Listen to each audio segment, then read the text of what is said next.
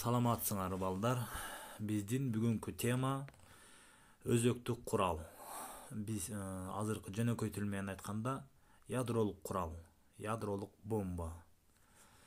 Адамзаттын тарыхында ядролук курал адамдарга каршы эки жолу колдонулган.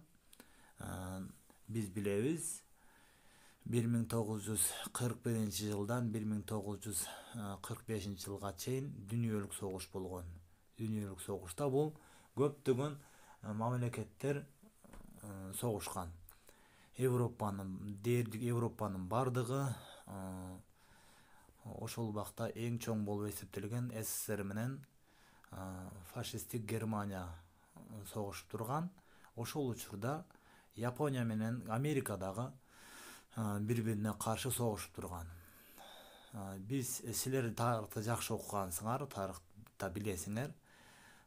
Ошол жылдары Америка Япониянын Хиросима жана Нагасаки деген шаарына таштаган.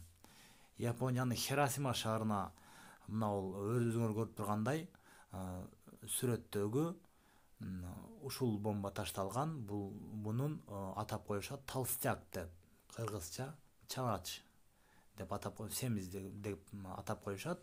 Кийинкиси Нагасаки шаарына ташталган бомба, сүрөттө көрүп турганыңар, бул малыш деп аталган бомба ташталган.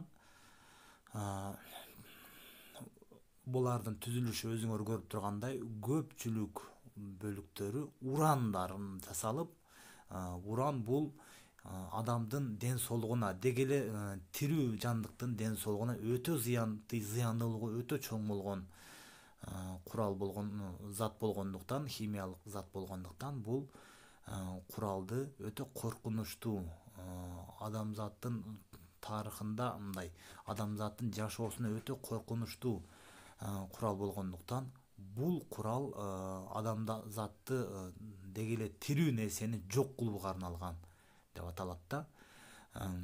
Бул түшкөн жеринде өтө чоң ударный мындай орусча айтканда ударный волна болуп, адамда мындай